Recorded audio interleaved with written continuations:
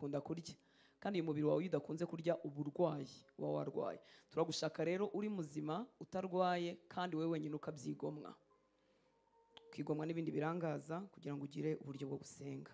Mwami Yesu aduhana umugisha, kandi abafite inyota twese nta kabuza Mwuka Wera azadushoboza. Data, turagushimira ko waduhaye umugisha wo kuba mu nzu yawe. Tuguwe neza, twagutuye indirimbo, twagutuye byuzuye imitima yacu mu gusenga, twicaye ku birenge byawe ngo twigishe. Ndakwinginze ngo ijambo ryawe rigire umwanya mu mitima yacu. Mwuka Wera, kingura imitima yacu, niwe wabasha kuyikingura kugira ngo tubashe kumva no kwakira no guhindurwa nawe. Nta mwana w'umuntu waduhindura, nta n'uwabasha gukingura imitima yacu, ariko Mwuka Wera wabikora, imitima yacu igakinguka, hanyuma tukakumva. Ubutumwa bwiza burimo imbaraga ihesha uwizera wese gukizwa. Turakwizeye kandi turagutegereje, unyuzuze ubushizi bw'amanga kugira ngo mbivuge uko bikwiriye, kandi ijuru rinkingukire kugira ngo mvuge ibyo wagennye, ibyo bitagira umumaro ntibiduteshe umwanya, ahubwo ibidufitiye umumaro w'impinduka no kurushaho gusa nawe, aba ari byo wuzuza ururimi rwanjye. Ni mu izina rya Yesu dusenze, amen. Haleluya. Hari ijambo ry'Imana twize mu cyumweru cyo hirya, kitari iki kivuyeho, cyo hirya. Twari twarahaye umutwe uvuga ngo agaciro kanjye n'umwanya wanjye nyakuri mu Mana. Nibyo tugiye gukomeza, nibigenda neza turabirangiza uyu munsi, nibitagenda neza nibidakwirwamo bizakwirwamo bira byagenze neza, bitakwirwamo bira byagenze neza. Nibishoboka turabisoza uyu munsi, nibidashoboka tuzabisoza ku cyumweru gitaha. Nongera kugusaba ukomeza kurya ijambo ry'Imana, kuryuza kugira ngo rikuzure, rigire ibindi bintu biba byarubatswe mu bitekerezo byacu risunika. Rero utararikurikiye wajya kuri internet ukarikurikira kugira ngo tugendane. Haleluya. Agaciro kanjye n'umwanya wanjye nyakuri. Kindi nabwiye ko izi nyigisho tuzikura mu gitabo kimwe cyitwa Urufatiro Ruzima cyangwa Urufatiro Rukwiriye rwa Gikristo. Akenshi twinjira mu gakiza, ni koko tukihana ibyaha, ariko tukabura imfatiro nzima izitumenyesha ibyibanze byangombwa umuntu yicazaho ubwo bukristo bwe cyangwa ubwo buzima bwe bwo kubana n'Imana. Niba ariko navuga urufatiro rwashyizweho ntiruhinduka, ni Kristo, ariko biratuma ngo umuntu yirinde uko yubakaho. Hari rero umuntu yubakaho bihengahengamye bigahinduka ibikenyeri n'ibindi bitari byo, kuko yabuze ukuri kw'ijambo ry'Imana. Niyo mpamvu rero bimeze nko mu ishuri, tukavuga ibyanditswe byinshi, tugasoma ahantu henshi, ariko icyo bigamije si ikindi, ni ukugira ngo twubake ku rufatiro ruzima. Iyo umuntu yubatse ku rufatiro ruzima, imiyaga uko yanga nuko ariko kose, imyambi ya Satani yaka umuriro uko yangana uko ariko kose ntabwo imubasha. Haleluya. Ariko urufatiro rutari ruzima biroroshye rwose kubashwa n'ibintu byinshi, cyane cyane ko turi mu bihe bya nyuma. Umwanzi azarushaho gukora kugira ngo yigarurire benshi, kuko arabizi ko igihe cye ari kigufi. Haleluya. Amen. Uwo ndiwe mu by'ukuri, cyangwa se agaciro kanjye. Nagerageje kuvuga agaciro kanjye, ariko mu Cyongereza bakoresheje self esteem and our right standing with God.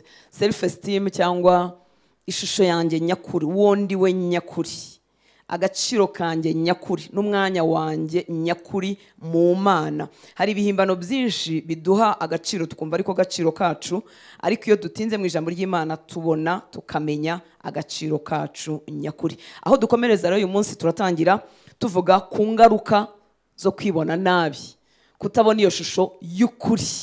Haleluya. Bigira ingaruka zo kwibona nabi, kutagira image y'ukuri y'uwo ndiwe mu Mana, kwibona nta gaciro, cyangwa se nkagira bad self image, nkagira ishusho mbi yanjye. Iyi shusho mvuga si iyi, nubwo niyo ako gaciro kadahari n'iyi inyuma turayanga. Haleluya. Ariko iyo ako gaciro gahari turaryoherwa. Imana ishimwe. Ishusho rero twifiteho ni kimwe mu bintu by'ingenzi dutunze, mbese ni umutungo w'ingenzi. Umwana bamuha ibere cyangwa bamuha biswi hanyuma dukomeze. Haleluya. Haleluya. Ishusho twifiteho ni kimwe mu bintu by'ingenzi, ni umutungo w'ingenzi wawe. Iyo ari ishusho nziza ni umutungo ukomeye, iyo ari ishusho mbi urumva kiba ari igihombo. Haleluya.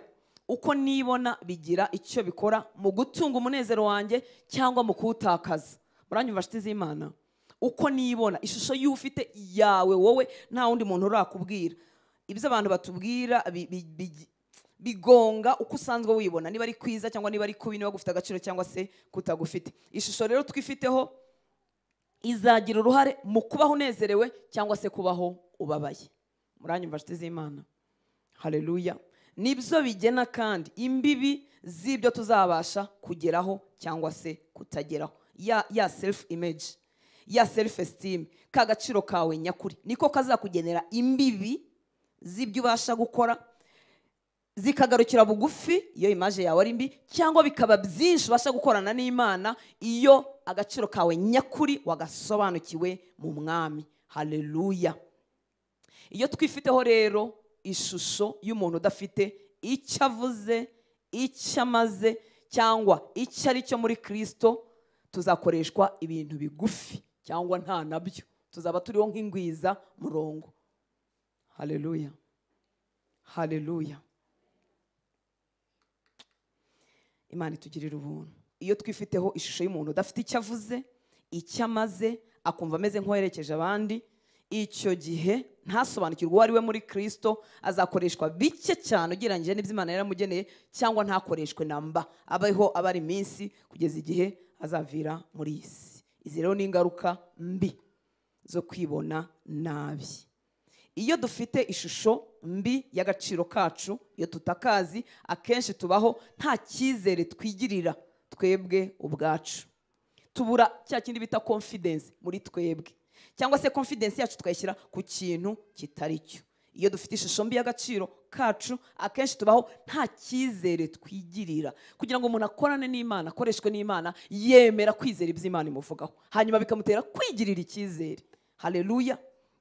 Iyo dufite ishusho mbi nanone, nyuma yo kutigirira icyizere, tuba abantu batazi impamvu yacu yo kubaho. Tuba abantu badashobora kudiscoveringa cyangwa se kwemera papasi y'Imana ku buzima bwacu, kuko tuba twumva tumeze nk'ingwiza murongo. Twumva Imana mbese yarajugunye hariya ikanaga hariya, ariko ntabwo tumenya ko dufite hari umugambi n'intego Imana yari ifite ku buzima bwacu igihe yaturemaga. Kandi mbibutse ko ubuzima n'ibibi byabwo bigira uruhare muri ibi bintu. Haleluya. Haleluya. Ibyago n'amakuba Satani azana mu buzima bigira uruhare mu kutuzambya rwose, tukumva nta papasi, nta mugambi n'umwe uri ku buzima bwacu. Ariko ikinyemeza ko bishoboka nuko umuntu ashobora guca mu bibazo nk'ibyo wahuyemo cyangwa n'ibikuruta, ariko akazagera imbere awe akadiscoveringa, akavumbura intego y'Imana ku buzima bwe. Haleluya. Akandi tubaho twumva dutawe, icyo twita rejection.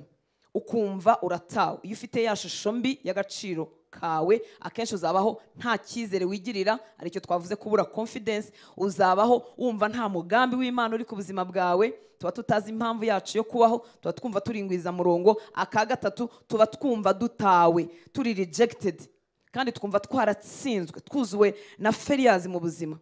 Tukumva tutanatekanye, turi insecure, ntabwo tuba dufite umutekano. Ibyo bintu byo kutagira ishusho nziza yabo turibona agaciro bituremera uwo muntu wumva yaratawe, akumva nta muntu umwitayeho, akumva ari wenyine, akumva adatekanye, akagira mwene ubwo buzima burabiha. Haleluya. Muzi ko mwene ubuzima budakurwaho no kugira amafaranga. Mu minsi itari myinshi, reka ne kuvuga umubare wayo kugira ngo niba uwo muntu anyumva atamenya ko ari we mvuze, ariko mu minsi itari myinshi nari munganira n'umuntu kandi ufite amafaranga, ariko ambwira ngo ndi njyenyine. Nyamaye nka rero nareba uko asa n'ibyo abamo nkabona ntari wenyine. Amafaranga ariko menshi, urimo urabona ngiye mfite menshi, yarafite arenze ayo mfite. Yarafite ubuzima bufatika, butuye ahantu heza, bufite ibintu byiza, ariko umwanzi yamugondagonda akumva aratawe. Rero kumva dutawe ntibimarwaho nuko twongerewe amafaranga, ntibimarwaho nuko twashatse, ntibimarwaho nuko twabyaye. Biratangaje, ni Imana yonyine izikamara iki cyuho mu mitima yacu. Haleluya. Iyo rero dufite iyi shusho mbi yacu y'agaciro katari nyako, tubaho mwene ubu buzima nta cyizere twigirira, twumva nta mpamvu yo kubaho, ntacyo tumaze, twumva turi rejected, twumva twaratawe, twumva twaratsinzwe. Niyo Imana yatwuzuza ibyiza bituzengurutse, ntago bigira agaciro mu buzima bwacu, ariko n'ubundi ntibyagenewe kuba ari byo biduha agaciro. Haleluya. Ibi bintu rero bikadutera kubaho ubuzima butwikiriwe n'ikindi kintu gishobora kutubera nka mask.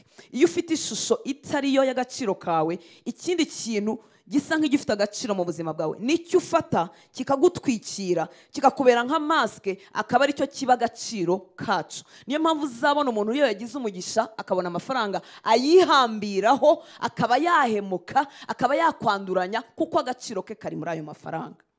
Undi yagira umugisha akiga, ibyo bintu byose si bibi, akagira amashuri, akaba ari byo yumva ariko agaciro ke. Icyo kintu rero kiradutwikira kikatubera nk'ikiringiti. Hari n'igihe ibyo tubonera mu gakiza bimwe na bimwe, imirimo yitwa iy'Imana, nk'ubu nkaba nka pasiteri narakuze narambuwe agaciro, ubwo bupasiteri bwanjye bukambera maske, bukambera igikomeye, ndetse mwagerageza kubunyeganyeza nkaba nabamara, kuko niko gaciro kanjye. Ntimugire ngo no mu nzu y'Imana ntibihaba, naho bitwinjirirayo iyo tutamenye standing yacu ikwiriye mu mwami. Imana itugirire neza. Haleluya. Harabuzabona basa nk'abavuga nabi, ariko mu by'ukuri afite insekirite no kutimenya n'umutekano muke mu mutima we, bikaba byamutera gukankama ari nka boss, ariko mu by'ukuri ntabwo akankama kuko ari umugome gusa, ahubwo afite ikindi kintu ahisha. Arakankama ko yumva mu gukankama kwe aribwo mwamwemera. Ibintu nk'ibyo ngibyo. Ikindi gishobora kubaho ni ukwihisha mu kimeze nk'ikivunge, itsinda runaka, kugira ngo bihishe za insecurities zacu, ya mitekano yacu mikeya, kugira ngo icyo kivunge twasanze aricyo kitubera agaciro. Iyo mvuga ikivunge, ryaba itsinda runaka, ryaba urusengero runaka, byaba n'umuryango wawe runaka, ariko kumva wagize umutekano kuko uvuka muri aba ngaba. Aho ibi bintu bibera bibi nuko abo bantu bashobora no kukumanipira, cyangwa ukabona ko udakwiriye kuba muri bo, ariko kuko ari bo mutekano wawe, akaba ari bo gaciro kawe, ukemera ukabibamo. Uyu munsi hari abantu bari manipire mu nsengero zabo. Yesu ashimwe. Haleluya. Mu madini atari ay'ukuri y'ikinyoma, ariko kuko agaciro ke yumva ari uko aba muri iryo tsinda, nubwo abona ko ibintu barimo atari byo, nubwo abona ko bitajyanye na Bibiliya, nubwo abona ko atari ukuri, ariko ntashobora kwitandukanya nabyo kuko bigize agaciro ke, cyangwa se abimazemo imyaka, cyangwa n'idini rya ba se na ba nyina, ariko kuritakaza byatuma avugwa nabi, cyangwa akagira umuntu unyumva. Haleluya. Bituremera kandi ubuzima bwo kumva uri hasi, ukumva uramwaje, ukumva mbese nta shema riri ku buzima bwawe, ukagenda uva mu bintu utabisoje kuko wumva waratsinzwe. Utangira ikintu, kandi ibintu byose burya dutangira bisaba kwihangana, ariko wowe ntugire imbaraga zo kubikomeza kuko wumva waratsinzwe, wumva umwaje, nta buryohe bw'ubuzima niba ariko navuga. Haleluya. Namaze kubibona ko tutari buzirangize, tuzazikomeza ku cyumweru nkurikije uburyo ndimo kurondogora. Ariko nta kibazo, reka tuvuge iby'uyu munsi kugira ngo tugire ibyo dusigarana, kuko murabona ko nanjye nsoma, kuko ni ugusoma nyine turimo turiga. Haleluya. Bimwe rero mu bibazo byinshi dufite muri sosiyete bishobora guterwa no ku kuntu twumva nta gaciro. Umuntu akajya mu nzoga kuko akeneye kuba hayi, akeneye kuba ubwenge budakora neza, cyangwa adepanda kuri icyo kintu kugira ngo adatekereza ikindi kintu cye adakunda. Umuntu akidroga akajya mu biyobyabwenge kuko iyo biyobyabwenge bitarimo, uriya muntu we ukuri ntamukunda, ntashaka kumubona. Noneho twababona tukabita ibirara, tukabita ibiki n'ibiki, ariko hari umuntu we ukuri ashaka guhunga, wa muntu udafite agaciro, wa muntu ufite image itariyo. Hari n'abajya mu busambanyi kuko yumva gusambana kwe aribyo bituma abantu bamwemera. Umukobwa akaba yakwitanga rwose kuko yumva byamuhaye kwemerwa ko hari abantu bamushaka. Umugabo nawe cyangwa umusore akaba yasambana rwose kuko iyo mva yasambanije benshi yumva ariko gaciro. Mbese ibi bintu byubitse isi, ariko Imana ishimwe ko agaciro nyakuri kari muri Kristo Yesu. Haleluya. Kandi iyo twize ijambo ry'Imana karatugarukira. Haleluya. Inyungu rero zo kwibona neza, good self image. Kwibona neza bitandukanye n'icyo twita ubwibone. Haleluya. Ubwibone ni ukwishingiraho, nkishingira kuri njyewe, ariko iyo nemeranya n'ibyo Imana yakoze mu buzima bwanjye bikantera akanyamuneza no kwibona neza, ntabwo ubwo ngubwo ari ubwibone. Haleluya. Iyo twifiteho ishusho nziza, iyo dufite a positive image mu mwami, turushaho kugenda tugwiza imbaraga zo gushobozwa byinshi n'umwami. Haleluya. Ni ukuvuga ngo kugira ngo nigireho ishusho nziza, ndavuga ngo umwami yarankunze, umwami yaranshoboje, none ibyo bikambera imbaraga zo kugenda shobozwa byinshi n'umwami, kuko nzi ko mfite gishyigikira. Haleluya. Nizeye gukoreshwa n'Imana. Iyo umuntu afite iriya shusho itariyo, ntago yakwemerera ko Imana imukoresha, kuko Imana izamubwira akanavuga ati oya sibyo, buriya yibeshye, ni ugushyanuka kwanjye, nabihimbye se, n'iby'abantu se, mbese ananira Imana burundu. Dufite ingero nyinshi z'abantu bo muri Bibiliya nubwo bagiye bahava, ariko muri Gideyoni aganirizwa na marayika. amubwira ko ari intwari, amubwira rwose, ariko birabanza bikanga. Muribuka Mose Imana imusaka ikamuvuga ati sinzi kuvuga ntago byakunda. Abantu benshi batangira gutyo, kandi niko dukwiriye gutangira da, kuko isi yaraduhonyahonye, ariko ntidukwiriye guherayo. Haleluya, Imana ishimwe cyane. Haleluya. Iyo dufite ishusho nziza bituma tugenda turushaho kugwiza imbaraga zo gushobozwa byinshi n'Umwami. Dukeneye rero kugira ngo ishusho ibe nziza, dukenera ku experiencinga urukundo n'imbaraga z'Imana ubwacu. Dukenera kugenda dusobanukirwa, dusogongera, twumva, tumenya urukundo n'imbaraga z'Imana ku bwacu bitari bitizanye. Haleluya. Dukeneye kandi kumenya ko twemewe n'Imana yaremye byose. Umva, Imana irakwemera. Haleluya, haleluya, haleluya. Iyo munyemeye n'ukuri biraryoha, ariko muramutse mutananyemeye, ninde unyemera? Kubera ko ndi muri Kristo Yesu. Kuba uri muri Kristo Yesu, Imana irakwemera. Ikwemera nta murimo n'umwe uragerekaho. Hari igihe tujya ngo iyo twavuze ubutumwa tukabira ibyuya, tukarara amajoro, tugira ngo nibwo itwemera. Yaranyemeye muri Kristo Yesu. Haleluya. Ndemewe. Kubimenya rero bivura rejection yose. Bivura kuba twashakira kwemerwa mu bindi bintu, kandi bituma tubaho dutekanye. Haleluya. Hari igihe twanduranishwa natwe atari twe, kuko ntidutekanye, turashaka ko mutwemera, turahagarara, turabishimangira, turashyiramo ibihimbano, turashyiramo ibintu bitari byo bivunana cyane.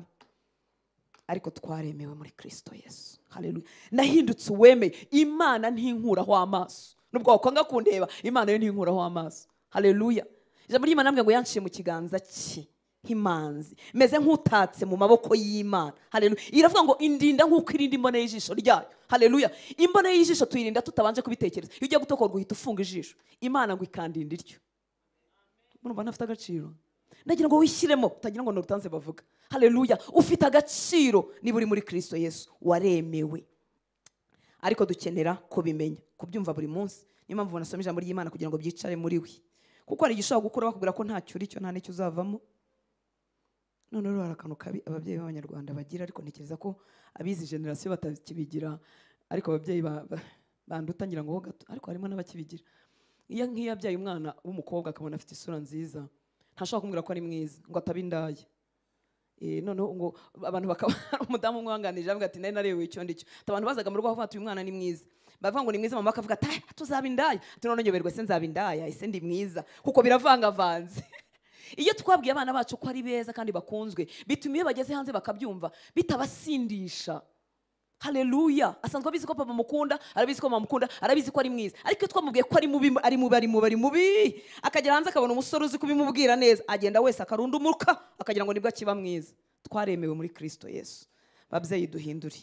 Haleluya. Kuko isi ifite imbaraga zimanura abantu, ntidukwiriye gufatanya nayo gutsindagira abantu hasi. Ngo cyangwa ngo azibona namenya ko ari mwiza, ngo turi mwiza, uremye mu ishusho y'Imana, kandi ujye ubishimira Imana. Pastor Rutayisire niwe ujya avuga ngo baramumaje igihe kimwe umukobwa we yabaye Miss muri kaminuza, ngo baramubaza ngo ese ngo arabyumva gute?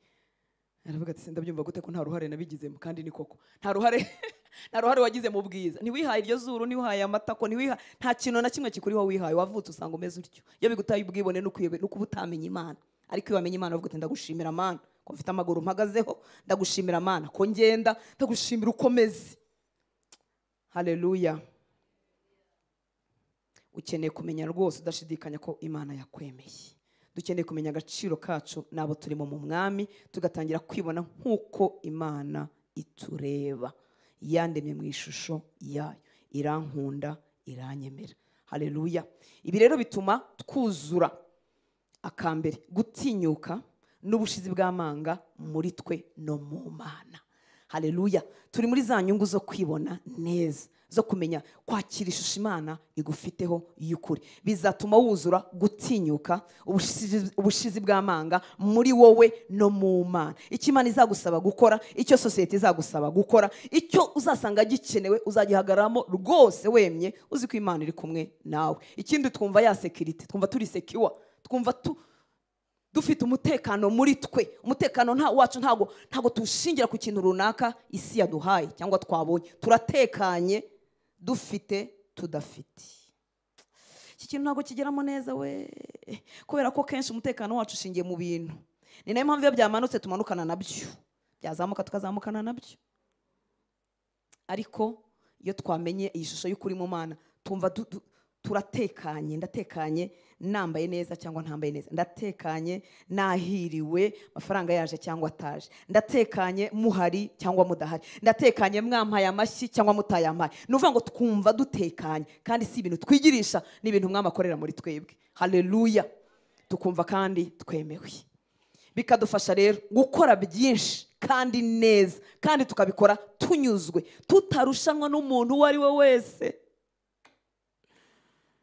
Muzi kundi kurushanwa bivunana. Haleluya. Iyo twakiriye imaje nziza yabo turi bo mu Mwami, bidufasha gukora byinshi kandi neza ku rugero tubashije, duhora twiyungura, kandi tukabikora tunyuzwe, tutarushanwa n'umuntu uwo ari we wese. Umuntu ukwiriye kurushanwa nawe ni wowe ubwawe. Muri make umuntu nkwiriye kurushanwa nanjye ni njyewe ubwanjye. Sinemere kuguma mu buswa bwanjye, sinemere kuguma mu katagira ubusabane n'Imana, sinemere kuguma, ariko irushanwa ndimo ni iryanjye nanjye ubwanjye. Muranyumva nshuti z'Imana? Ni wowe ukwiriye kwirwanaho ukiteza imbere, ni wowe ukwiriye kwirwanaho kwiga gusenga. Wowe ubwawe urimo urarushanwa na wowe ubwawe. Wowe ubwawe wuhe uw'Imana yanditse. Hari umuntu Imana yanditse witwaga Hortense, imwandika mu gitabo cye, imwandikaho atarabaho n'umunsi n'umwe, igira amagambo ivuga. Hanyuma Hortense agize umugisha aje muri Kristo Yesu akijijwe, yarahawe devoir n'umukoro gutangira kugendera mu mirimo myiza yose yaremewe mu Mwami Yesu. Uwo ndimo kurushanwa rero ni uyu nguyu, nuriye Imana yanditse. Haleluya. Kugira ngo musingire, kugira ngo mpagarare mu by'Imana yangeneye. Haleluya. Nta rushanwa dufitanye n'undi muntu uwo ari we wese. Haleluya. Inzira Imana ibikoremo rero ni iyihe? Haleluya. Kuko abantu bo bagerageza ibintu byinshi kugira ngo bumve bameze neza, banyuzwe, kugira ngo bumve feeling good mu Kinyarwanda cy'ubu, bumve bari satisfied. Abantu bagerageza byinshi. Umuntu yakagerageza akazi akikirinda umuriramo akumva ari izo mbaraga ze. Ese gukora ni bibi? Oya. Akagerageza ibinezeza. Niyo mpamvu umuntu ibinezeza ari byo bintu bitwara amafaranga menshi ku isi. Burya abantu bashaka gufilinga good. Ugiye mu binezeza ari umwanya wawe w'ikiruhuko, ari umwanya wo kuganira n'inshuti, ari umwanya wawe wo kwicara, sava. Ariko ku mukristo yagiye kubishakamo gufilinga good, biba atari byo. Murashobora kwiga cyane kugira ngo yemerwe. Umuntu ashobora kugerageza kunoza, umuntu yakora ibintu byinshi cyangwa kugira ngo ase neza, akunde yemerwe. Umuntu yamara amafaranga ye yose mu myambaro kugira ngo akunde yemerwe. Ndetse abantu bamwe binjira no mu bwami bw'umwijima bashaka kwemerwa. Kavuga ati ndashaka imiti yari yo yose, ariko bagomba kunyemera, kandi iwacu ngomba kubaruta. Ibi twavugaga harimo ibifite agaciro bisa neza, akazi, kwiga cyane, gukora unogeje n'ibindi nk'ibyo ngibyo. Ariko harimo ibibi binangiza, kwemberesinga ubwami bw'umwijima, kuba wahinduka umusambanyi kugira ngo n'ukuntu abantu bakwemere, bamenye ko ni wowe mukobwa, ni wowe musore, ni wowe mugabo hatari rwose mu mujyi ahantu runaka. Ibyo byose birangiza. Nibi bindi bitangiza, ariko iyo ari byo dushyizemo tukumva ariko agaciro kacu, tuba rwose twanyazwe. Imana itugirire ubuntu. Hari umupasiteri umwe ushize twaganiraga, ambwira ko ari mutoya, ntabwo yari afite ababyeyi, abagombaga kumurera. Se wabo agiye kumusaba minerivare, sinibuka ikintu yamubwiye, ngira ngo yaramubwiye ati nta kintu so yansigiye ngo nzakwishyurire. Iryo jambo riramwica mu mutima, cyakora rimutera kuba umunyamwete. Aragenda arakora, aragenda ariga, arongera ariga. Yajya no gucika ngo atige mbese arangare nk'abandi, akibuka rya jambo se wabo yamubwiye, akongera akiga, akaba umuhanga. N'uyu munsi ni umuhanga, ariko amashuri ye yose yayigiraga se wabo. Ntiyari ariho kubwe, yagira ngo azamwemeze. Bukeye rero ku bw'ubuntu bw'Imana arakizwa, amenya agaciro ko muri Kristo Yesu. Uzi ko yaje gusubira gusaba se wabo imbabazi. Arambwira ati ntureba ko nize rwose nkaba n'umuhanga, ariko ariya mashuri yose yari ayawe, kuko nagira ngo nkwereke ko nzaba umugabo. Muruhuke, mwakire ikiruhuko muri Kristo, ubeho ku bwawe, udakeneye kwemeza umuntu uwo ari we wese. Bakubwiye amagambo mabi, n'abandi bazaza bakubwire n'ayandi, ntabwo birarangira. Ariko baho ku bwawe.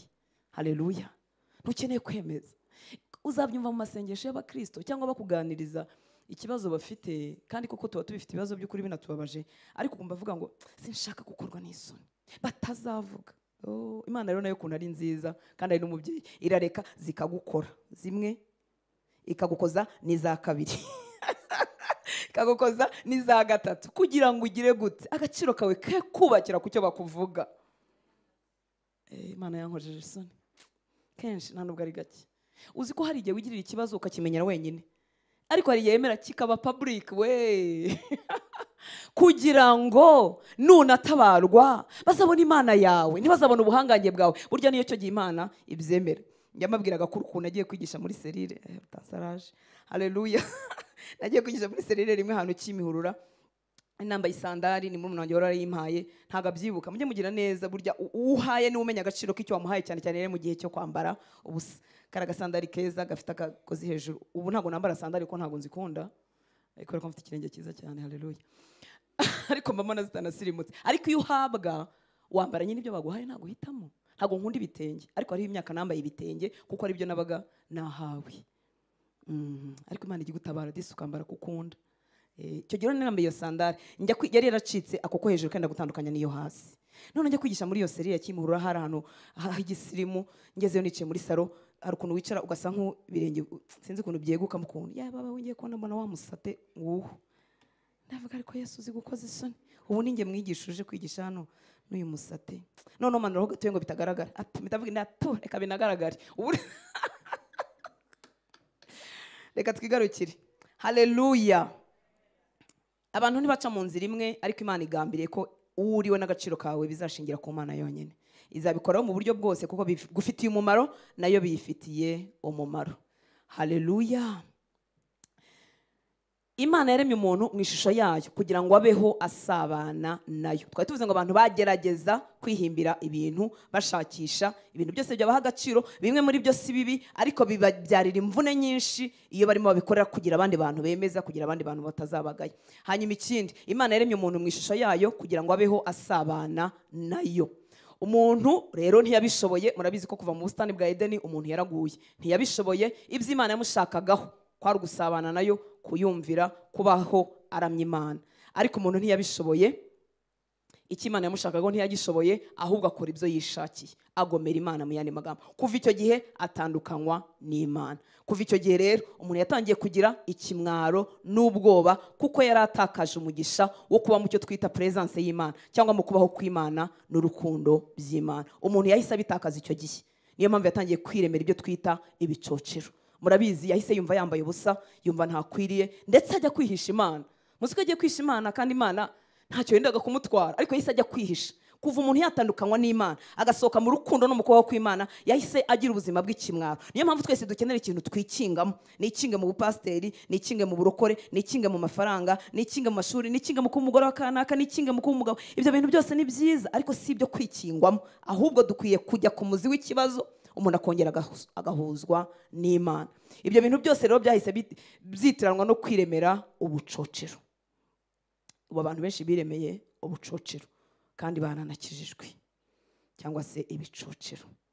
Umuntu yatangiye kugerageza kugarura ya shusho yatakaje, ariko ayigarura mu buryo butari bwo. Kuyigarura nuko yagomba kugaruka mu mubano w'Imana, yagomba gusaba imbabazi, akagaruka mu mubano w'Imana, ariko yahise yiremera ibyamukingira, aribyo twita ibicocero.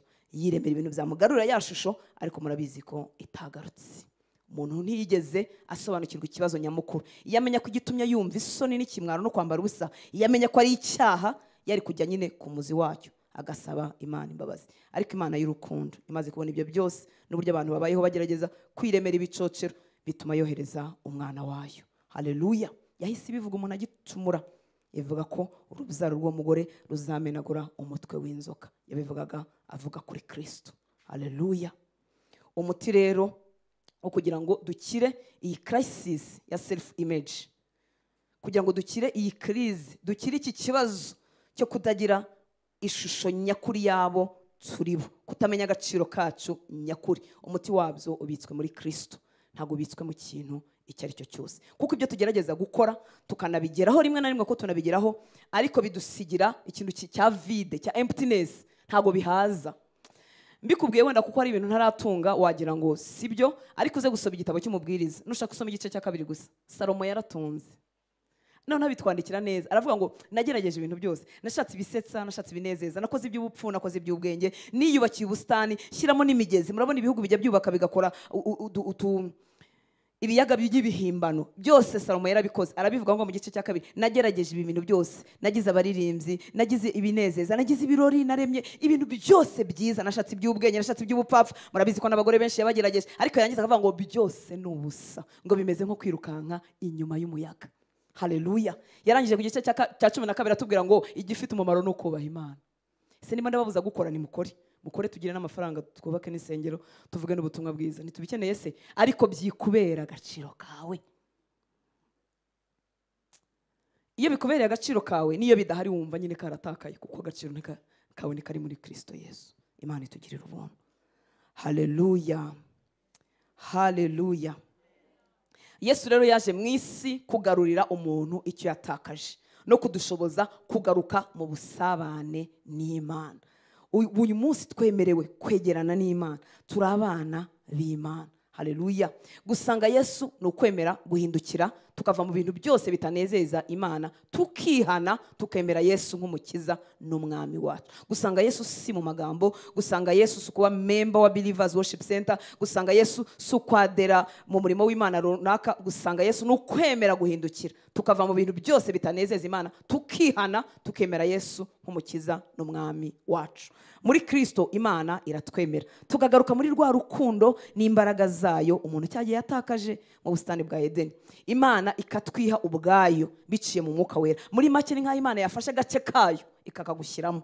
Haleluya. Kuko uri w'agaciro cyane, Imana yanze kugenda urimwo busa, uri vide, ifata igice cyayo. Kuko Imana ni hari data, hari mwana, hari mwuka wera, abakijijwe twese Imana yenze ku gice cyayo, ari we mwuka wera, aramuduha kugira ngo azamare ibyuho byo gutabwa, amare ibizuho by'agahinda, amare ibizuho byo kutiyakira, aramumaza gutura muri ngewe. Haleluya. Imana nishimwe cyane.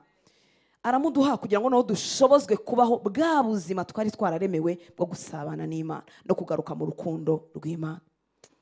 Ibi rero nibyo byuzuza kiracyuho kiba muri twe. Dukwiye rero kwemera Imana ikagira ubutware bwuzuye muri twe. Haleluya. Tukagenda twemera kuva mu bitekerezo twari dufite kera tutaramenya igisubizo nyacyo, kuko tuba tubimaranye imyaka. Uzi gukizwa umuntu atinze ariko kuntu ari urupfu. Burya tuba dufite ibitekerezo bya kera, akaba nubwo dukizwa nabwo ijambo ry'Imana ntirigira umwanya muri twebwe, tukabigumana bikajya bihora rurujya n'uruza ruvangavanze, imitekerereze yawe igakomeza kumera nk'uko yari imeze utari wakizwa. Dukwiye rero kwemera, tukagenda twemera buri munsi kuva mu bitekerezo bya wa muntu wanjye wa kera, kugira ngo bya bindi narindi byo natekerezaga ntarahura n'igisubizo cy'ukuri bigende bihindurwa. Haleluya. Ibi rero bifata igihe, ariko iyo twemereye Imana ikadukoramo umurimo, turahinduka rwose, tukagenda dusa nawe. Haleluya.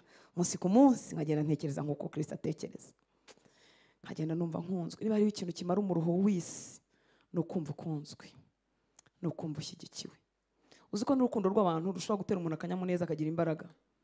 Ubu hari abana benshi bize banga guhemuka kuko bari bazi ko ba papa na ba mama bakunda, bakumva batabahemukira. Niba urukundo rw'abantu rushobora kugirira umuntu umumaro ku kigero runaka, nta nkanswe urukundo rwa data ruratwemesha, rukatumara imiruho yose, cyangwa ukamenya ko ukunzwe, cyangwa ugakingura umutima wawe ukajya wumva amagambo y'Imana kenshi gashoboka kugira ngo akomore imiruho. Haleluya. Hanyuma umwanzi nagutera amacumu ntabona aho afata kuko urakunzwe. Haleluya. Ndatekereza ko umwana w'umwami atararabunze imitima yibaza uko azabaho. Aramutse arayabunza n'imitima yibaza uko azabaho, yaba ari inkunguzi. Niko babyita. Umwana w'umwami aramutse yibaza uko azabaho nuko bizagenda, murumva ataba yari inkunguzi, ataha ibwami. Mwuka wera guhishurire uko wakunzwe. Haleluya. Narimuze ngo bifata igihe, ariko twemera Imana idukoramo umurimo, tugahinduka rwose, tukagenda turushaho gusa na Kristo. Ukamenya kuko data akunda Kristo, ariko nawe wakunzwe. Ukamenya kutaringwiza murongo ku isi. Ukamenya ko Imana niza n'amaboko y'abantu ngo bagushyigikire, Imana ishimwe. Nitana yazana cyangwa wari uyategereje, izaca izindi nzira, kuko papa wanjye nkayandirimba. Papa wanjye ni umwami w'abami. Isi n'ibyuzuye n'ibye arabigenga. Azi ibinkwiriye kandi azabizana bugufi bwanjye mu gihe gikwiriye. Haleluya. Icyo gihe rero tubohoka kuri ya image itariyo twari twifiteho, tugatangira kuba mu gaciro n'icyubahiro cyacu nyakuri nk'abana b'Imana, dusohoza icy'Imana yaturemeye. Haleluya. aha ni mu Efeso 2:10 aravuga ngo kuko turabo yaremye ituremeye imirimo myiza muri Kristo Yesu iyi Imana yiteguriye kera kugira ngo tuyigenderemo. Haleluya. Kuko turabo yaremye, ntago turingwiza murongo. Ababyeyi bakubyara bagutekereje, bakubyara batagutekereje, turaba Imana yaremye ituremeye imirimo myiza muri Kristo Yesu iyi Imana yiteguriye kera kugira ngo tuyigenderemo. Imana irateganya, ntago imeze nk'ababyeyi bubu dupfa kunaga hariya. Yari yarateganyije kuva kera, ivuga ngo Rutanse nakizwa, Jeanne nakizwa, Oliva nakizwa, Leya nakizwa, azahita agendera muri iyi mirimo. Haleluya. Kandi arangije acisha ubutumwa bwiza bugufi bwawe, akuvugisha hafi y'umuryango usenga, agutuza hafi y'urusengero, atuma unkunda kugira ngo unkurikire, agira uko abigenza kugira ngo ubutumwa bwiza buzatahe mu mutima wawe, hanyuma winjire muri iyo mirimo myiza wari wararemewe. Haleluya. Imana ishimwe cyane. Right standing yacu rero, impagararo yacu, position yacu nyayo mu mwami. Ndagusaba kubw'umwanya uze kuza gusoma urwandiko rw'Abaroma igice cya 6, wihangana ugeze ku gice cya 8. Hari umuntu uri bubikore?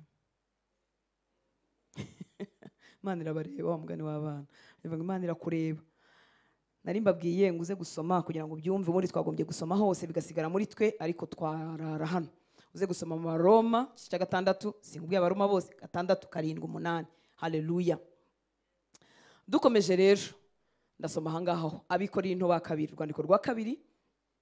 Paulo yandikiye Abikorinto 5:17 n'umurongo tuzi.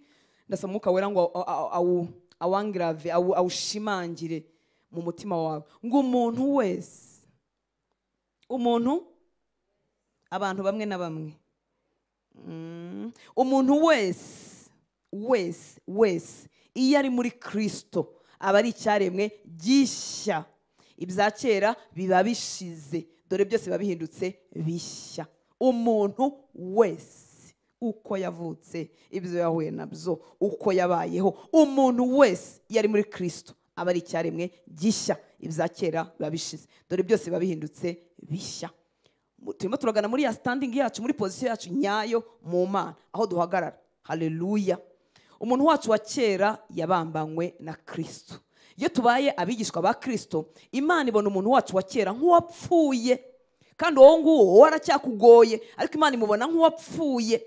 Yafashe umuntu wacu wa kera imubambana na Kristo ku musaraba. Haleluya. Reka turebe mu Baroma 6:6, umurongo uroshe kufata mu mutwe. Abaroma 6:6. Abaroma 6:6 ngo kandi tumenye iki, yuko umuntu wacu wa kera yabambanywe nawe kugira ngo umubiri w'ibyaha ukurweho, twe kugumya kuba imbata z'ibyaha. Hari abantu bari muri Kristo Yesu benshi bakomeza kubona wa muntu wa kera, kandi Imana yo itakimureba ngo imubona nk'uwabambanywe na Kristo. Haleluya. Haleluya. Ntabwo Imana imbaraho ibyaha byanjye bya kera, ibyo nivurugusemo byose ntarakizwa, byabambanywe na Kristo. Umuntu wanjye wa kera yabambanywe na Kristo. Cyakora abantu bazakomeza kukumenya kwa kundi. Niyo mpamvu ubuhamya butagira draft. Muranyumvise inshuti z'Imana? Abo ni abantu nuhindukira rwose bizaba byarakuwe. Ngo kandi tumenye iki, yuko umuntu wacu wa kera yabambanywe nawe kugira ngo umubiri w'ibyaha ukurweho, twe kugumya kuba imbata z'ibyaha. Hari ikintu cyakoretse muri twebwe kitubatura ku bubata bw'icyaha. Haleluya. Uwa kera yarapfuye, nabaye mushya. Uwa kera yarapfuye, wabaye mushya. Haleluya. Ntiwabaye mushya gusa, sinabaye mushya gusa, ahubwo njye wahoze ndi umunyabyaha nahindutse gukiranuka kw'Imana. Haleluya. Ibi tubibona ku murongo ukurikiyeho hepfo gatoya, umanuka kuri 21. Hariya twari turi mu Bikorinto ba 2:5. Nari nivuze ngo uwa kera yarapfuye, nabaye mushya. Nta nubwo nabaye mushya gusa ngo mpinduke umuntu usanzwe, ahubwo njyewe nahindutse gukiranuka kw'Imana muri Kristo Yesu. Haleluya. 21 aravuga ngo kuko utigeze kumenya icyaha. Abantu barabiririmba, ariko indirimbo burya zigarukira mu marangamutima gusa. Ijambo niryo rifite imbaraga ryo kwinjira indani mu mwuka wawe. Ngo kuko utigeze kumenya icyaha, Imana yamuhinduye kuba icyaha ku bwacu, kugira ngo muri we duhinduke gukiranuka kw'Imana. Cyangwa bikicara mu mutima wawe ngo urebe uburyo imigozi y'icyaha icika utamenye n'igihe yacikiye. Kuko utigeze kumenya icyaha. Twebwe turihana, ariko twamenye icyaha, n'ubu turacyabikora. Ariko utigeze kumenya icyaha, wumviye Imana kugeza ku rupfu ari we Kristo, kuko utigeze kumenya icyaha Imana yamuhinduye kuba icyaha ku bwacu, kugira ngo muri we, muri Kristo, duhinduke gukiranuka kw'Imana. Ariko abera bahisemo kutabimenya. Niyo mpamvu abwira umushumba we cyangwa umuhanuzi akamubwira ati wongerereyo, ni wowe Imana yumva. Come on, come on, come on. Ni wowe Imana igira gute? Nshobora kukurusha ubusabane kuko maze igihe mvugana nayo cyangwa ntindanye nayo, ariko ntago nkurusha kumvwa n'Imana. Nawe uvuze yakumva. Nshobora kukurusha ubutware mu isi y'umwuka kuko hari ibyo maze kumenya utaramenya, ariko muri standing yacu ku Mana turareshya. Haleluya. Nawe uremewe nkuko maze imyaka 30 ataraguye, ataragenze na uko imaze mu gakiza, nawe uremewe niba warakijijwe. Haleluya. Kuko utigeze kumenya icyaha Imana yamuhinduye kuba icyaha ku bwacu, kugira ngo muri we duhinduke gukiranuka kw'Imana. Haleluya. Dukeneye rero kwibara nk'abapfuye ku cyaha, tukaba bazima ku Mana muri Kristo. Ibyo turabibona mu Baroma nanone 6 ku murongo wa 11. Ngo abariko namwe mwiyumvamo, kuko umwuka warabyakiriye, ariko aho wiyumvira mu byiyumviro byawe ntibirajyamo, ukeneye kubishyiramo buri munsi. Niyo mpamvu ukwiriye gukangurirwa kumva ijambo ry'Imana, kurisoma buri munsi. Havuze ngo abe ariko namwe mwiyumvamo. Byarabaye wa munsi nizeraga, ariko ukeneye no kubyiyumvamo. Ngo abe ariko namwe mwiyumvamo ko mwapfuye ku byaha, mukaba muriho ku Mana muri Kristo Yesu. Iyo ibintu mbyiyumvamo ko napfuye ku byaha, nkaba ndiho ku Mana muri Kristo Yesu, ibyaha ntibishobora kumfata. Haleluya. Haleluya. Uku rero niko Imana ishaka ko wibona wowe uri muri Kristo.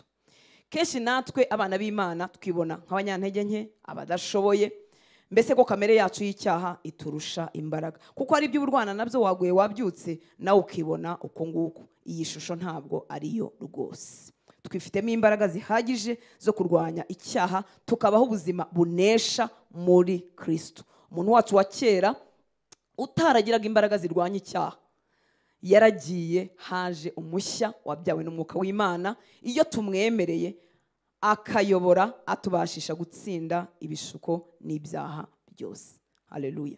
Reka nsome kino cyanditswe ariho ndangiriza, tuzakomeza ubutaha. Ababonye mwasinziriye kera bamwe abandi barimo barakurikira. Haleluya. Nongera ngo umuntu wacu wa kera utaragiraga imbaraga zirwanya icyaha, uwo yaragiye, yabambwe ku musaraba. Haje umushya wabyawe n'umwuka w'Imana. Iyo tumwemereye akayobora, atubashisha gutsinda ibishuko n'ibyaha byose. Reka tujye mu Bakolosayi igice cya 2 so murongo wa 9 tugeze kuri 15.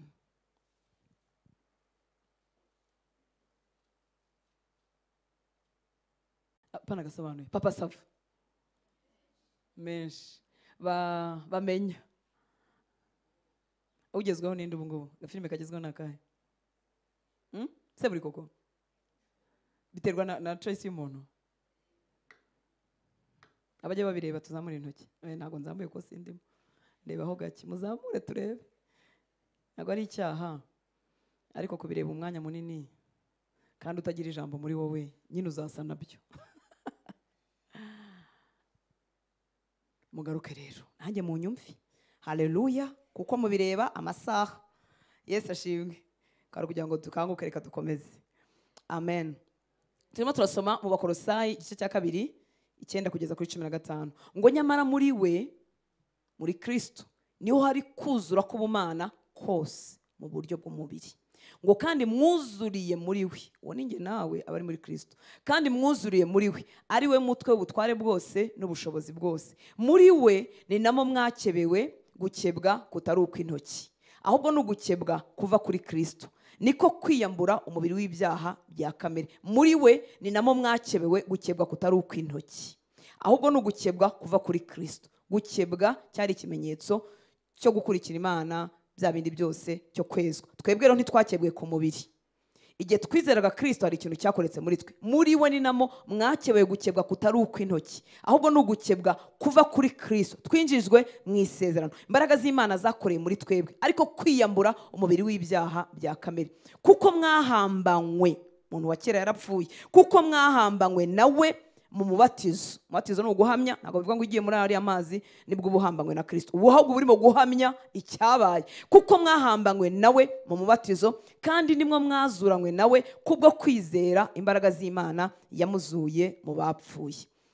Kandi ubwo mwari mupfuye muzize ibicumuro byanyu no kudakebwa kw'imibiri yanyu, yabahinduranye bazima nawe, imaze kutubabarira ibicumuro byacu byose. Haleluya. Ubwo twari dupfuye tuzize ibicumuro byacu no kudakebwa kw'imibiri yacu, yaduhinduranye bazima nawe.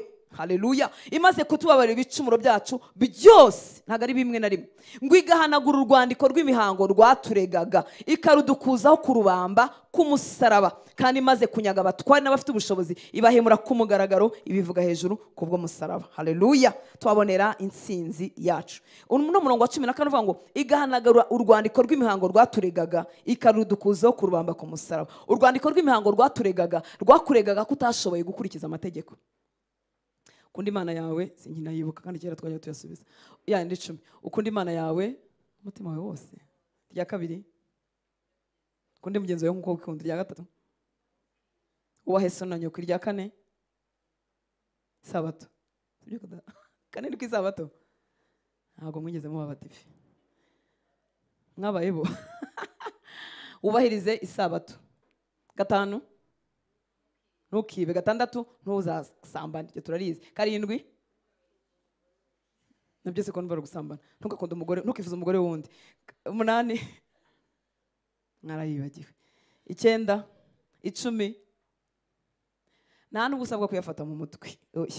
Usabwa kuba muri Kristo Yesu. Urwandiko rw'imihango rwakuregaga ko utashoboye gukunda Imana, ibyo gusambana warabyishe, ibyo kwifuza warabyishe, isabato warayishe, byose warabyishe. Urwandiko rwakuregaga. Ntabwo rero tuje muri Kristo Yesu tuba tuje gutondagura ngo tubihere ku murongo. Oya. Haleluya. Yahindutse igitambo gikwiriye, amategeko akurwa ku mabuye, yandikwa mu mitima yacu. Haleluya. Urukundo rw'Imana ruratwuzura, ruraduhata, ntitukibibara, ahubwo turabyuzuza muri Kristo Yesu. Haleluya. Bitangirira mu mwuka, bikanamanuka bigahinduka imibiri yacu, bikakorerwa muri twebwe. Imana ishimwe cyane.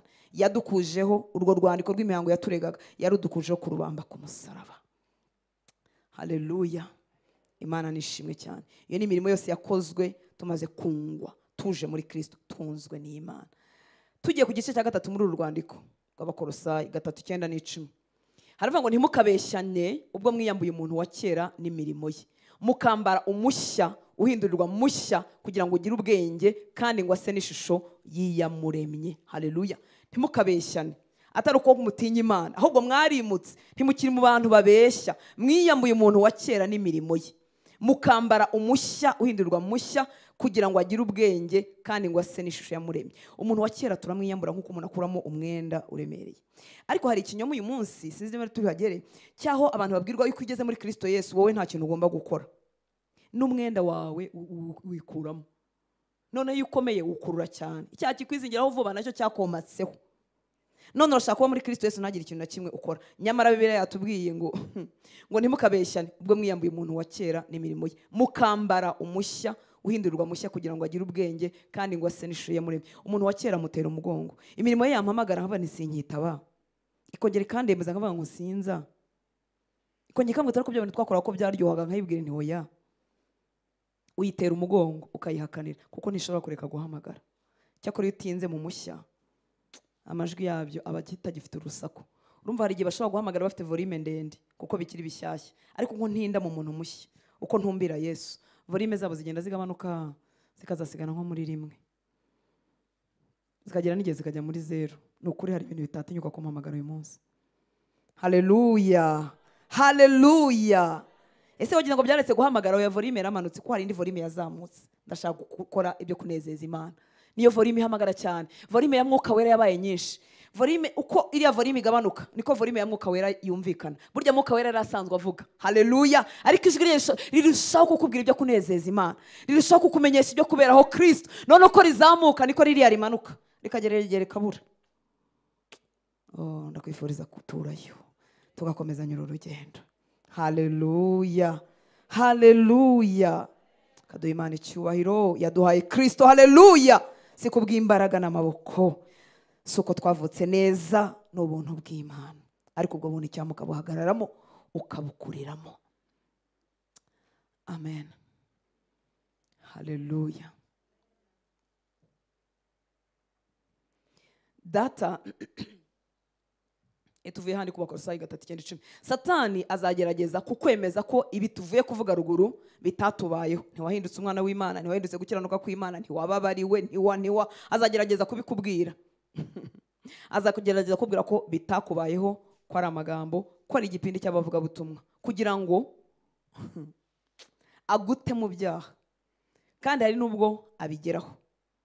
Hari urugero njye mbaha, iyo umuntu yambaye ikanzu y'umweru ntashobora kwicara habonye.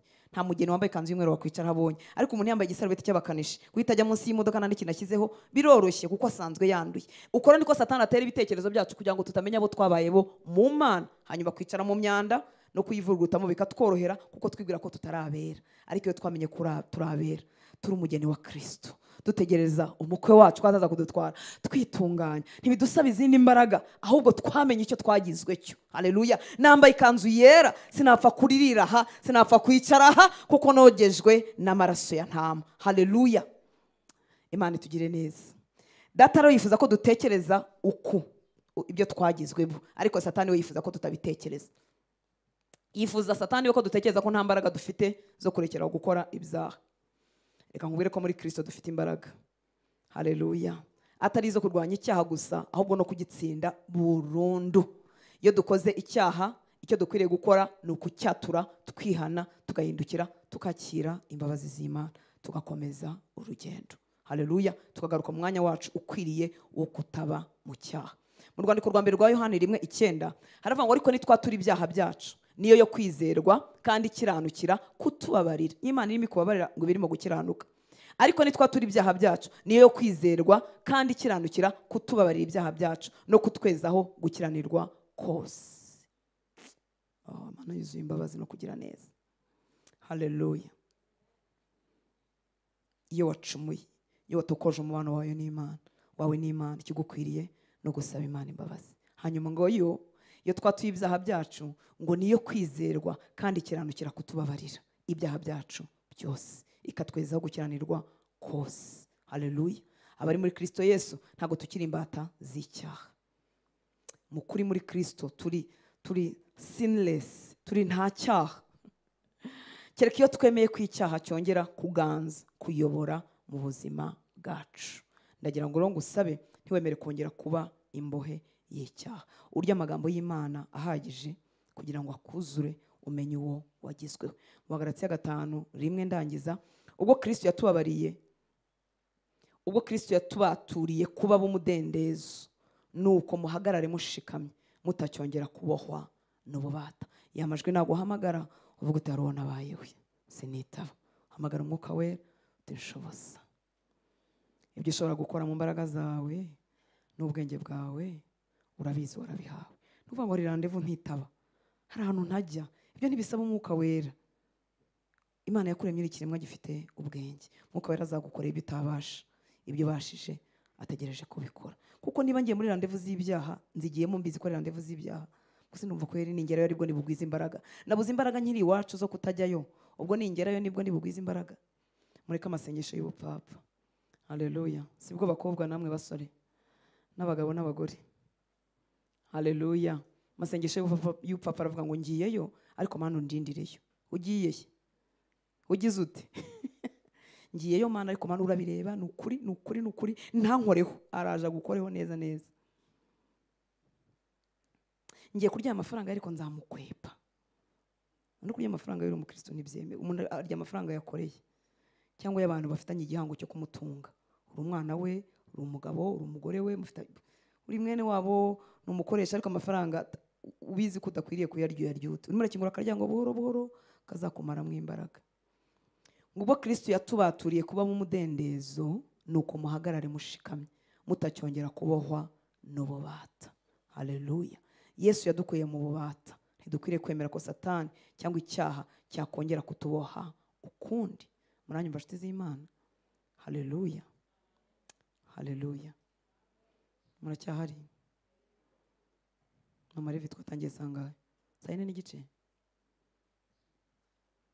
Nuba uracyafite iminota.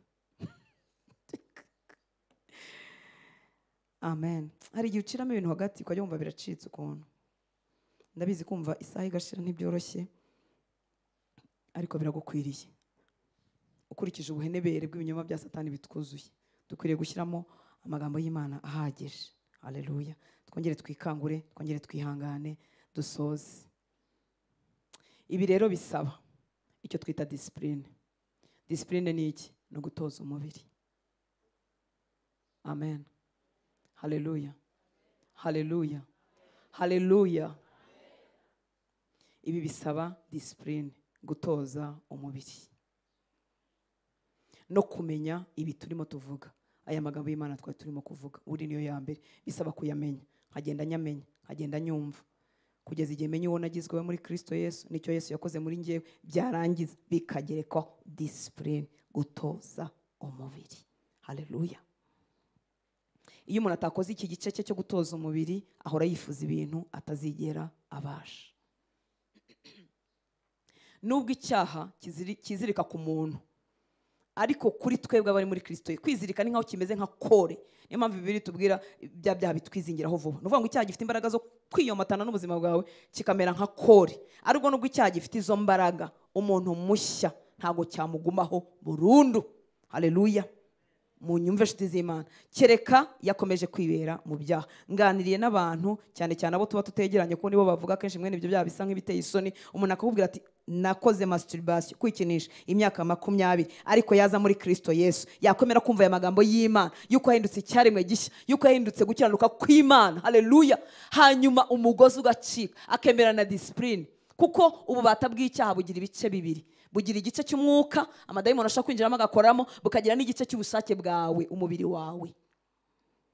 Urumva ntabwo waba uzi ko ufite ubwo bubata, hanyuma ngo ujye kwihera mu cyumba wenyine buri munota uri mu cyumba wenyine, hanyuma urebe filime cyangwa nutanayireba, ariko wagiye ahantu hari favorable guhita ujya muri icyo cyaha.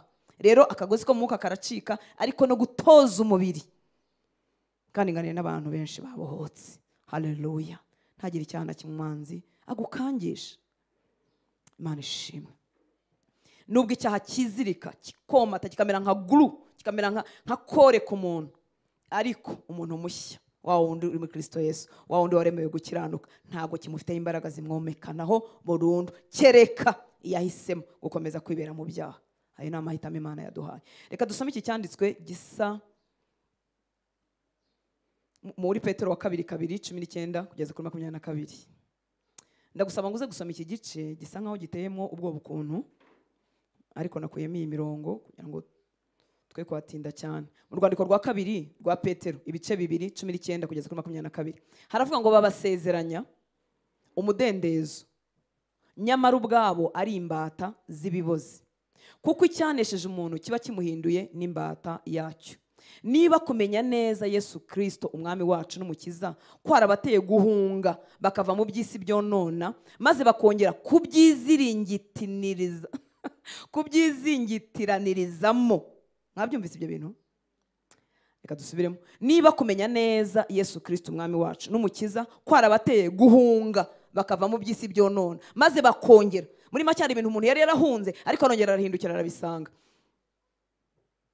Ariko arabateye guhunga bakava mu by'isi byonona, maze bakongera kubyizingitiraniririzamo. Muri make babigarutsemo, babitindamo, byo nabo birizingatana, birivangavanga. Ngo kubyizingitiraniririzamo bikabanesha, ibya nyuma byabo baba birushije ibya mbere kuba bibi. Icyajyaga kubabera cyiza iyo aba batigeze kumenya inzira yo gukiranuka, biruta ko basubira inyuma bamaze kuyimenya, bakareka itegeko ryera bahawe. Ibyabasoyeho ni iby'uyu mugani w'ukuri ngo imbwa isubiye ku birutsi byayo, kandi ngo ingurube yuhagiwe isubiye kwigaragura mu byondo. Iyo nakijijwe hari ibintu ntera umugongo, hari n'abantu ntera umugongo. Muranyumva nshuti z'Imana? Haleluya. Haleluya. Nubwo baba bantunze, nubwo twari dufite ibintu bihumbi duhuriyeho, nimba nakijijwe hari ibintu ntera umugongo, kugira ngo ejo ntazamera nk'iki cyanditswe, nkongera kwizingitiranya nabyo kugeza igihe binesheje bikambuza imbaraga, kandi narakijijwe. Iyo umuntu akijijwe ntiyirinde agaruka muri iki cyanditswe. Abana b'Imana benshi barahaguye, unyemerewe ntibizakubera umutego. Haleluya. gutinya icyo bazakuvuga, ngo ese nisohoka muri groupe ngo reka ngende ngo nicane nabo mu kabari ngo ntabwo ndi bumwe, urumva ngo ndanywa koka ngo ariko ngo ntacyo ngo nganire nabo. Pole sana. Umwanzi agira uburiganya ku buryo hari n'abantu basunikirwa inzoga muri koka batabizi. Umwana umwe ushize yamaga ubwo buhamya ukuntu bamusetse nyuma nyine yanyweye atarazi ko anyweye. Uretse noneho n'abagushuka kwicarana nabo mutagomba kwicarana bizagusubiza mwene aha hantu, wongere wizingitiranye nabyo. Hari ibintu byo guhunga nshuti y'Imana, hari ibintu byo guhunga cyane cyane mu ntangiriro z'agakiza. Uretse ko niyo tugenda tukamaramo iminsi ntituba tugishoboye gusubirayo, kuko dufite iby'ubwami tugomba gukora byinshi bitatuma twongera kugira umwanya wo kwicara aho twahoze twicara mu biganiro bipfuye, mu bintu bitagira umumaro. Iyo umuntu yakijijwe atangira kubaho ubuzima yibaza kuri buri kintu n'icyo agiye kukimaramo. Iyo ugiye mu bukwe, iyo ugiye mu gikorwa kiri sociale, uba ugiye gushyigikira uwo muntu kugira ngo ye kumva ari wenyine. Haleluya. Iyo ubonye nta murimo munini wafite ntabwo ujyayo. Yego uranti social n'ubundi wowe oya, ujya ahantu mu bintu ufite mu mumaro. Ni umuntu ugiye gukomeza, ni umuntu ugiye gutera inkunga, ni umuntu ugiye gushyigikira. Haleluya. Mwumvise amagambo y'Imana 19 havuze ngo basezeranye umudendezo nyamara ubwo abari imbata z'ibiboze. Niyo mpamvu abantu dukurikira, abantu twumva ijambo ry'Imana bakwiriye kuba ari abantu barimo kugerageza kwitoza kuba mu byo bavuga. Munyumve. Haleluya. Kizinza kivuga kenshi wenda ariko buranzongera nyivuge tu nangiye kubi. Haleluya. Gukurikira umuntu wigisha ibyo adakora. Pastor wawe ukaba ubizi neza ko ari umusambanyi, afite n'umugore wa kabiri, urabizi neza n'uwa gatatu, cyangwa abakobwa bagendana n'abagore be, ariko avuga ati ariko afite ijambo riryoshye. Pole sana. Inyuma ya buri jambo haba icyo twita umwuka uri inyuma, spirit behind. Ntabwo ushobora gukomeza gushyigikira ikibi wakibonye ngo ntacyo arampanurira ngo ariko ngo ni umunyamanyanga. Najyane n'amanyanga ye ahanurira abo bayahurijemo. Haleluya. Haleluya. N'uyu murongo wavuze ngo babasezeranye umudendezo nyamara nabo ubwabo ari imbata z'ibiboze, kuko icyanesheje umuntu kiba kimuhinduye imbata yacu. Umuntu aranyigisha kubohoka kandi ari imbata, nta sanse bifite. Haleluya. Abamama n'abakobwa. Haleluya. Haleluya. Umuhanuzi urabizi abana n'umugore wa gatatu ngo ariko araguhanurira ngo nta kibazo. Come on. Ni ikibazo kuko ubuhanuzi bwe bwaratokowe kuko azashaka indamu n'inyungu. Azaguhanurira ibyiza kuko wenda hari amafaranga umuha. Haleluya. Haleluya. Utoza abantu iby'uru rugendo akwiriye kuba barimo kubyitoza, hanyuma yagira ibyambo gasitara mu rugendo akwiriye kwicara akamara iminsi nawe asanwa. Ntituvuga ngo umuntu agenda burundu, umuntu ajya asitara akongera akabyuka, ariko akwiye kugira iminsi yo kwicara no gusanwa,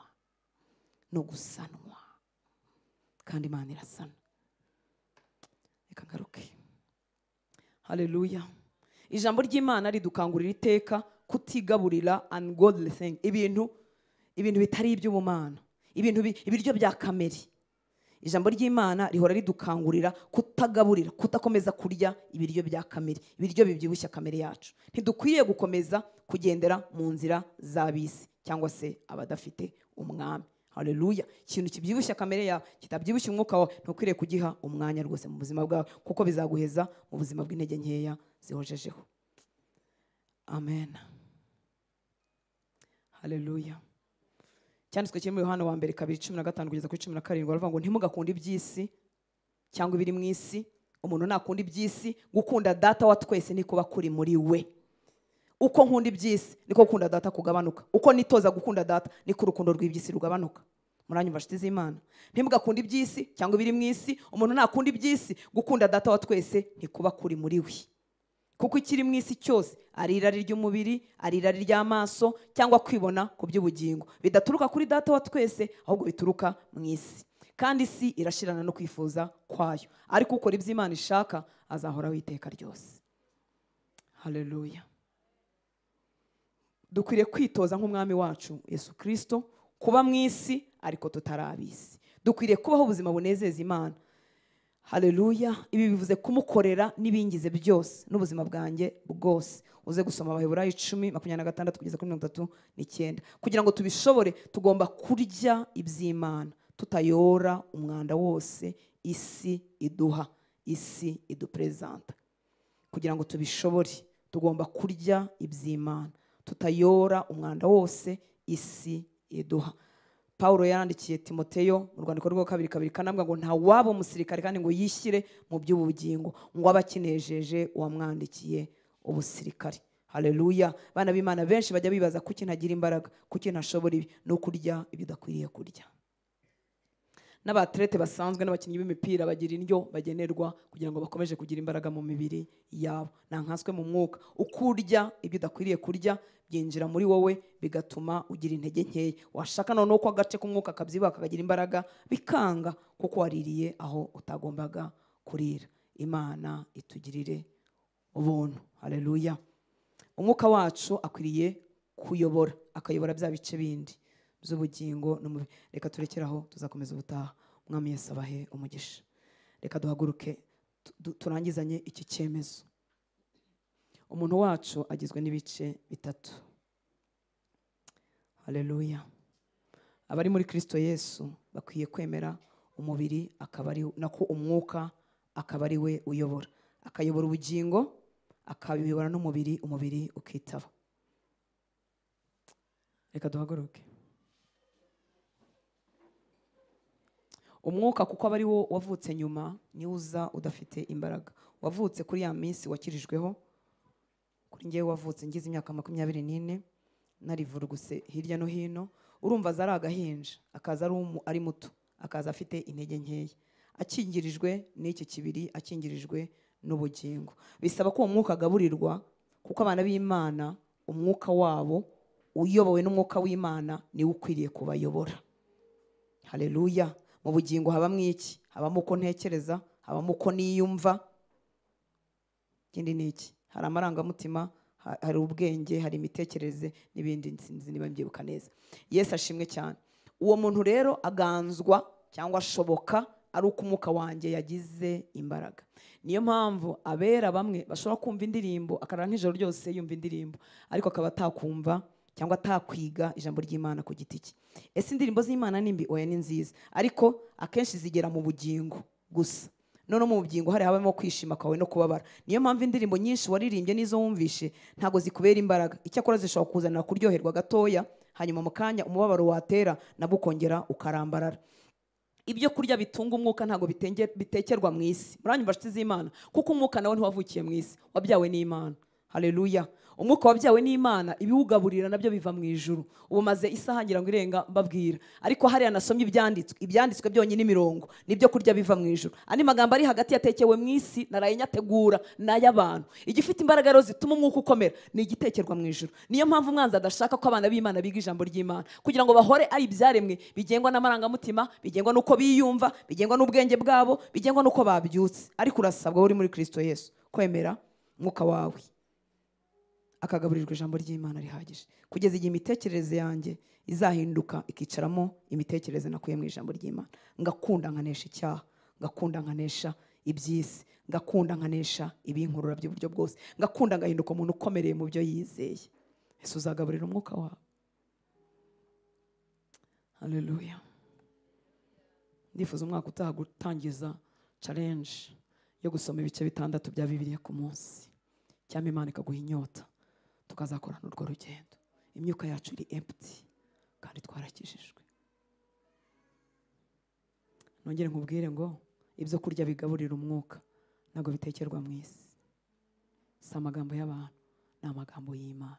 Ijambo ry'Imana ryonyine niryo rifite imbaraga yo kwegura umuntu, rikamwemesha, rikamutoza mu cy'Imana imuvugaho, akimenya, akamenya pozisiyo ye nyayo mu mwami. Ibindi byose guterana n'abera ni byiza, ariko iyo turirimbye cyangwa tukumva ubuhamya bibyutsa amarangamutima, kandi nako ni keza. Amarangamutima yicaye muri wa muntu wamwe imbere twita ubugingo. Amarangamutima yabyutse ubundi biba biguhamagariye gukomeza gushora imizi, gukomeza gushaka icyo Imana ivuga. Ntago ari kugira ngo wumve ubwo buhamya amarangamutima ashyuhe bigarukiraho, kuko iyo bigarukiyeho uhinduka umuntu ushyuha, ukongera ugakonja ukazima. Ariko abagaburiye imyuka yabo, haleluya, abariye ku meza y'umwami, simvuga igaburo ryera, ndavuga bemera kurya amagambo y'Imana, binjira ahantu imiyaga y'isi itakibabaje, kuko bafite ibyo kurya byavuye mu ijuru. Ntabwo umuntu yavukiye mu ijuru, kuko umwuka wawe yazuwe n'Imana. akonekise n'umwuka w'Imana, akonekise na mwuka wera. Ntabwo wavukiye mu ijuru mu mbuto itabora yatungwa n'ibyo ku isi. Imana itubabarire kandi duhe imbaraga, tutazahora mu ruzerero tumeze kimwe, tudahinduka. Data ndagushima, tukuzamuriye amaboko, tubwira ko tugushaka, tubwira ko tugufitiye inyota. Waravuze ngo ijambo ryawe ngo rimeze nk'inyundo imenagura ibitare, urongera uvuga ngo rimeze nk'umuriro ukongora, urongera uravuga ngo rimeze nk'inkota ityariye amugi yombi. Vuza amagambo maremare, isaha irenga, ntabwo ayo yose twayafata mu mutwe, nanjye wayanditse ntabwo nyafate mu mutwe. Ariko mwuka wera ndasaba ngo shyira inyota mu mitima yacu yo kurira ku meza yawe, kurya ijambo ryawe, kugira ngo rituvugurure, kugira ngo ibyo twahawe mu mwuka bibe manifeste, tubihagararemo mu mubiri. Tumenye agaciro kacu nyakuri mu mwami, tumenye pozisiyo yacu nyayo aho duhagaze mu Mana. Amakuba y'isi ntaducogoze, ibihendo by'isi twe kubyitiranya ko ariko gaciro kacu. Ngwino ukora ikintu gishya mu mitima yacu, ngwino ugira abahungu n'abakobwa bafite inyota wigize imbere, abadafite inyota baha inyota, kugira ngo tuzakomezanye uru rugendo. Ndagushimira ko dukunda, ndagushimira imigambi yawe myiza kuri twebwe. Urakoze rero kuba wararitse abahungu n'abakobwa bawe, wahaye imbaraga bakazindukira hano, ukabahamagara bakemera, ubaha umugisha. Abadukurikira hirya no hino ubaha umugisha. Komeza ugaburira imyuka yacu kugira ngo tubeho tukunezeza kandi tunezerewe aho watugize bo mu mwami, kugira ngo bitumare insecurity n'umutekano mukeya no kutamenya abo turi bo mu mwami byuzuye mu mitima yacu. Utuvugurure kugira ngo tubashe guhagarara muri ya mirimo myiza waturemeye kuva kera muri Kristo Yesu, tubashe kwigenderamo. Umugisha abana bawe, subize gusenga kuzamuka mu ndiba y'imitima yabo, babere igisubizo, bakubone, bakumve, bakwimenyere. Ni mu izina rya Yesu dusenze, amen. Mwami Yesu abaho umugisha, abagire neza. Muzirikane ya gahunda yo gusenga kuva ejo. Mwami Yesu abagire neza. Reka turamukanye dutahana amahoro ya Kristo.